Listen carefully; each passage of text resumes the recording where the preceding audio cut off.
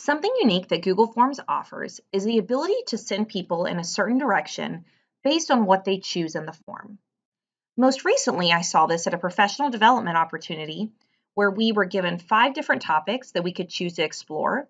And when we chose that topic, it took us to an article or a video to reference in order to learn more about it. In class, you could do this very similarly. If your students are interested in a bunch of different topics surrounding whatever unit you're covering, you could give them that option. This is a really easy way to add student choice of their path and their interests in your classroom. You start off with a form just like we did before. Again, I had the student's name and their bell number as the first section. Again, this is the importance of using sections because in order to send people on a specific path, you have to use sections in order to do so. So what I did is, again, I added a section using this button over on the right, and I called this next section Paths. And I just said, what are you most interested in learning about today? Because all of these are topics that, although they might not all be in a unit together, are of interest to my students. So if I want them, for example, to go read an article about San Fermin, based on them choosing this option, let me show you how you do that. If I click on the question, down here you'll see 3 dots. If I click on those 3 dots, I'm going to choose Go to Section based on answer. When I choose that, you will now see I have options. The importance of naming your sections well, for example, this one I labeled San Fermin, is because when I choose where I want it to go, I easily have it labeled that I know what pathway that is. So I'm going to choose San Fermin.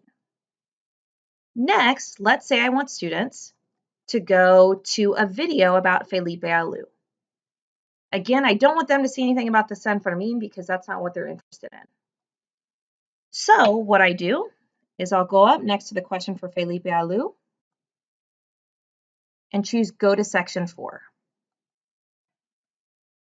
And again, I would do the same thing. So I would need to add a section for the crisis in Venezuela and gente de zona. And in order to do that, I would start here, again, at my last question, and I would add a section. And my next question was about the crisis in Venezuela.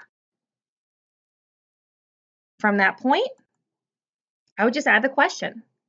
And again, these could be extended response, they could be multiple choice. But the wonderful thing is if you have a link to whether it's to a document, to a video, or to an article, you can put that in the question for students to access. Let me show you in the preview what this is going to look like.